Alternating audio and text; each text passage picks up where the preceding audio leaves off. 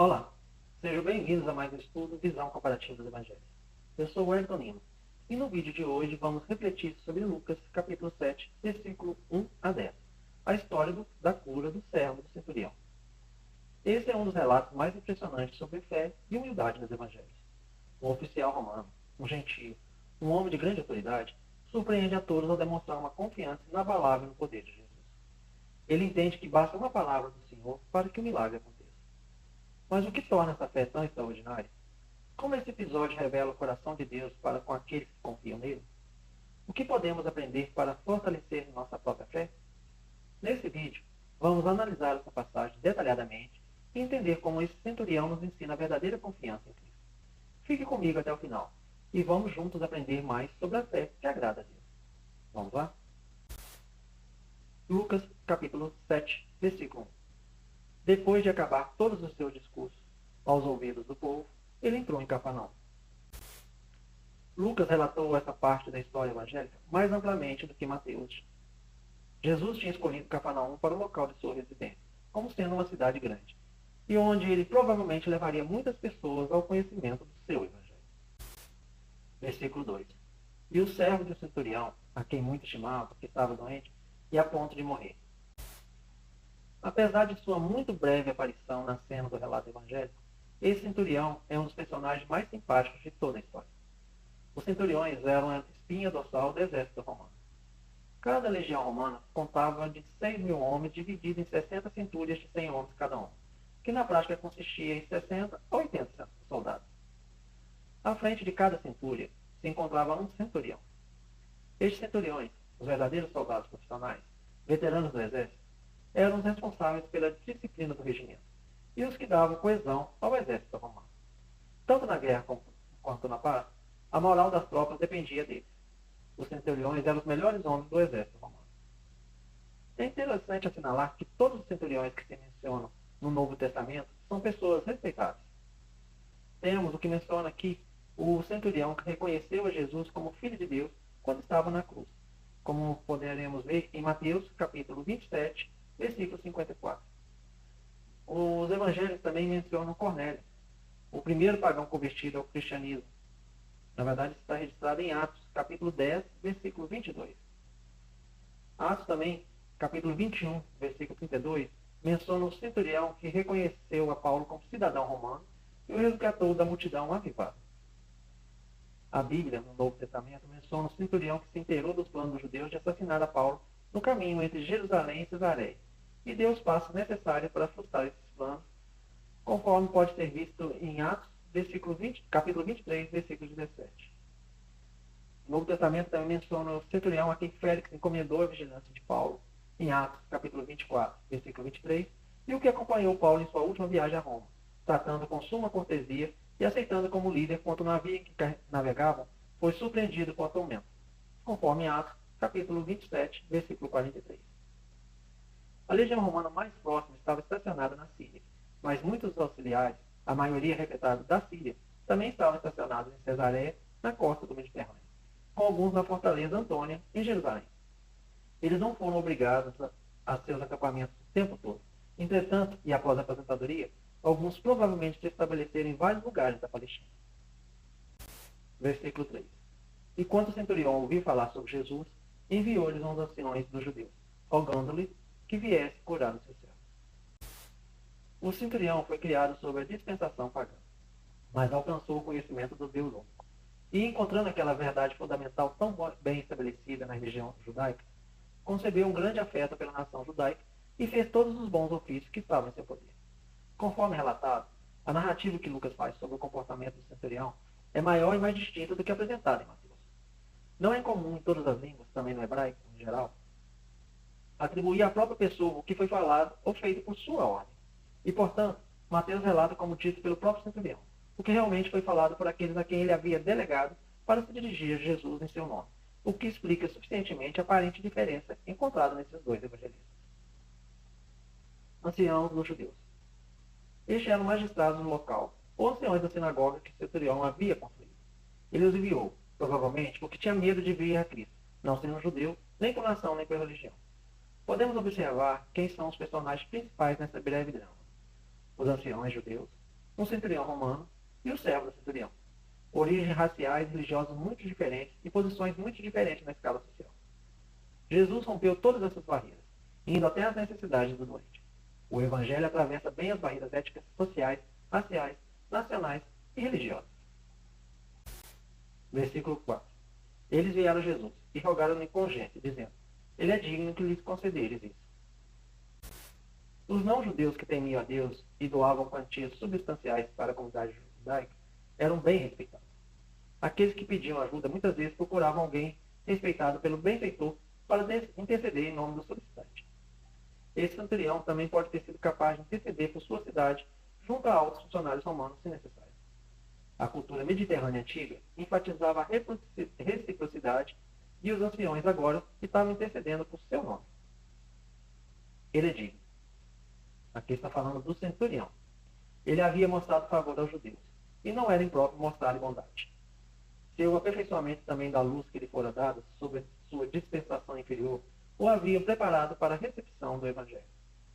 O conhecimento desse centurião de Deus, de maneira geral, levou pela graça, por uma justa transição, ao reconhecimento de Cristo como Deus da natureza, para quem, portanto, ele tinha uma veneração tão terrível que, quando lhe pedir a cura de seu servo, recorreu à intercessão dos anciões da igreja judaica. Estes anciões, a pedido do centurião, vieram a Jesus para suplicar que ele viesse curar os servos doentes, em consideração ao seu mestre que os enviara e a quem eles reconheciam grandes obrigações. Para seu público judeu, Mateus enfatizou a fé do centurião romano. Para seu público gentio, Lucas destacou o bom relacionamento entre os anciões judeus e o centurião romano. Versículo 5. Porque ele ama a nossa nação, e ele mesmo construiu a nossa sinagoga. Porque ele ama a nossa nação. Isso foi, sem dúvida, um elogio dado pelos judeus por causa da piedade do centurião. O seu amor a uma nação odiada universalmente, o que só poderia resultar do zelo pela lei e da referência a Deus. Provavelmente o centurião era um prosélito da porta, alguém que cria no verdadeiro Deus e nos princípios da fé judaica, mas não aceitava a circuncisão, o sinal da aliança, nem praticava o ritual cerimonial da religião judaica. Ele mesmo construiu a nossa sinagoga. Os salários dos centuriões eram cerca de 16 a 17 vezes os da sua tropa, talvez 30 a 60 vezes para os centuriões mais graduados. Mas para esse centurião ter construído a sinagoga pelo local, pode, no entanto, representar anos de economia. Ao construir uma sinagoga, o centurião mostrou claramente que era a favor da doutrina da lei. Os judeus tinham, portanto, bom motivo para dizer que, como devoto de Deus, o centurião tinha reivindicações em Cristo por receber tal favor. Eles demonstram, ao mesmo tempo, uma incrível estupidez em admitir, por seu próprio reconhecimento, que um gentio possua aquela graça de Deus que eles desprezam e rejeitam. Se os anciões judeus consideravam que Jesus é o ministro dispensador dos dons de Deus, por que eles não recebem a graça oferecida a eles antes de trazer os estrangeiros para apreciá-lo? Versículo 6. Jesus foi com eles, mas quando já não estava longe da casa, o centurião enviou uns amigos, dizendo-lhe: Senhor, não te incomode, porque não sou digno de que entres abaixo do meu telhado. Jesus foi junto com eles, como desejava. Mas enquanto ele ainda estava a caminho, e não muito longe de casa, o centurião, que se abstivera de se dirigir a Jesus pessoalmente, por um humilde senso de sua própria dignidade, e talvez também por ter observado como os mais religiosos dos judeus tinham muitos escrúpulos em conversar com os pagãos, como ele ainda era, ainda mais em uma aparição externa, quando ouviu que Cristo estava realmente vindo para sua casa, refletia consigo mesmo, em visões mais amplas da fé, que a visita pretendida era uma condescendência desnecessária em Jesus e, portanto, enviou alguns de seus amigos para evitá-la com a mensagem em seu nome. O centurião enviou uns amigos. Este centurião diariamente delegava trabalho e enviava grupos em missões. Então foi assim que ele escolheu levar sua mensagem até Jesus. Não sou digno que entres abaixo do meu telhado. O centurião provavelmente temia que Jesus cresce que, ao entrar na casa de um gentio, ele se tornasse um judeu cerimonialmente impuro. O centurião não foi totalmente convertido ao judaísmo e, portanto, deteve parte de sua impureza como gentio, especialmente no que diz respeito à comida da sua casa. Convidar um professor judeu para tal casa teria sido ofensivo em circunstâncias normais, mas neste caso, os anciões da comunidade querem fazer uma exceção, presumivelmente porque este lar gentio não está contaminado mais pela idolatria. Versículo 7. Por isso que nem mesmo me considerei digno de vir a ti. Mas diz uma palavra, e seja o meu servo sarado. O oficial romano trata Jesus como seu superior. Por isso, não convém que Jesus entre na casa dele. O centurião, por intermédio dos mensageiros, comunica sua exemplar atitude humilde e sua fé, sobre a qual Jesus comentará no versículo 9. Mas diz uma palavra. O centurião comparou sua autoridade como comandante de soldados à autoridade de Jesus sobre a vida e sobre a saúde. O homem sabia que apenas a palavra de Jesus era suficiente para curar seu servo. Seja o meu servo sarado. O centurião parecia perceber que tudo o que era necessário era Jesus querer que o servo fosse libertado da doença. Versículo 8. Porque também eu sou homem subordinado à autoridade, e tenho soldados sob o meu comando. E digo a este, vai, e ele vai, e a outro, vem, e ele vem. E a meu servo, faz isso, e ele faz. Os soldados romanos eram muito disciplinados, e, exceto em raros momentos de motim, seguiam as ordens com cuidado. O centurião reconheceu que, tal como ele possuía a autoridade que lhe fora conferida por Roma, Jesus tinha a autoridade de Deus que o capacitava a exercer poder sobre as doenças.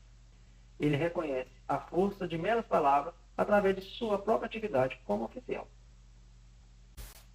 Versículo 9. Quando Jesus ouviu isso, admirou-se dele. Então se virou e disse à multidão que o seguia: Digo-vos que nem mesmo em Israel achei tanta fé. Jesus ouviu isso, admirou-se dele. Só 2 vezes está registrado que Jesus se admirou. Aqui, por causa da fé do centurião, e em Nazaré, por causa da incredulidade, conforme vimos em Marcos, capítulo 6, versículo 6, onde está registrado. E ficou admirado da incredulidade dele. O centurião romano não foi até Jesus e não esperava que Jesus fosse até ele. Assim como este oficial não precisava estar presente para que suas ordens fossem cumpridas, Jesus não precisava estar presente para curar. A fé do oficial é especialmente surpreendente porque ele era um gentio, que não havia sido criado para conhecer um Deus amoroso. Daí o comentário de Jesus. Nem mesmo em Israel achei tanta fé. O discernimento e a fé do pagão faziam um contraste agradável com a incredulidade dos próprios conterrâneos de Jesus, das quais ele tinha direito de esperar mais. O que era essa fé que causava tanta admiração em Jesus? O centurião a testemunhara com as palavras: Diz uma palavra e seja meu servo curado. Ela era a expressão da confiança de que na palavra de Cristo se faria ouvir e sentir o poder criador da vida, inerente à palavra de Deus, como revelado no Antigo Testamento, como, por exemplo, no Salmo 107, versículos 19 e 20, onde temos: Porém eles clamaram ao Senhor em suas angústias, e ele os livrou das suas aflições. Ele enviou sua palavra e os sarou, e ele os livrou das suas cobras.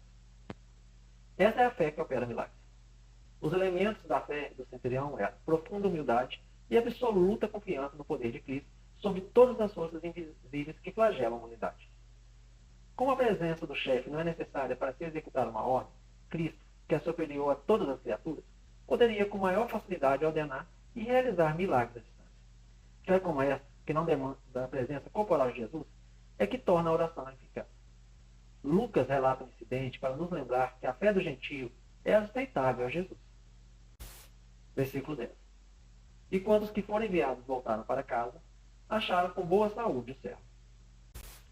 Algumas histórias judaicas circularam sobre milagres, mas relatos de cura à distância eram raros e considerados mais extraordinários do que os outros milagres. Portanto, as pessoas considerariam essa cura especialmente milagrosa. Acharam com boa saúde o servo. A cura aconteceu sem que Jesus estivesse presente, da forma como o centurião creu. Essa cura foi o efeito da fé, oração e humildade do centurião, através da qual o poder de Jesus Cristo foi transmitido ao doente. Tal cura traria esperança aos leitores do Evangelho de Lucas, que não poderiam estar na presença física de Jesus para serem curados. O que chama a atenção aqui? A história do centurião nos ensina que a fé verdadeira não está baseada em sinais visíveis, mas na confiança inabalável na autoridade de Jesus. Esse oficial romano, apesar de ser um homem de grande posição, demonstrou humildade e dependência total de Cristo. Ele reconheceu que Jesus tinha poder sobre todas as coisas e que uma simples palavra dele era suficiente para transformar a realidade. Agora eu te pergunto, como está a sua fé? Será que você confia plenamente no Senhor, mesmo quando não vê sinais imediatos? Você crê que Ele tem autoridade sobre todas as áreas da sua vida? Diante disso, deixo 3 desafios para você. Avalie sua fé. Você realmente acredita que Jesus tem autoridade sobre todas as circunstâncias da sua vida? Pratica a humildade. O centurião reconheceu que não era digno de ter Jesus em sua casa. Como podemos cultivar essa mesma postura diante de Deus? E, em terceiro lugar, confie na palavra. O centurião sabia que uma simples palavra de Jesus era suficiente. Será que temos essa mesma confiança na palavra de Deus para nos guiar na nossa vida? Que possamos aprender com esse incrível exemplo de fé e viver confiando plenamente na autoridade de Cristo. Deus te abençoe e nos vemos no próximo vídeo. Até lá!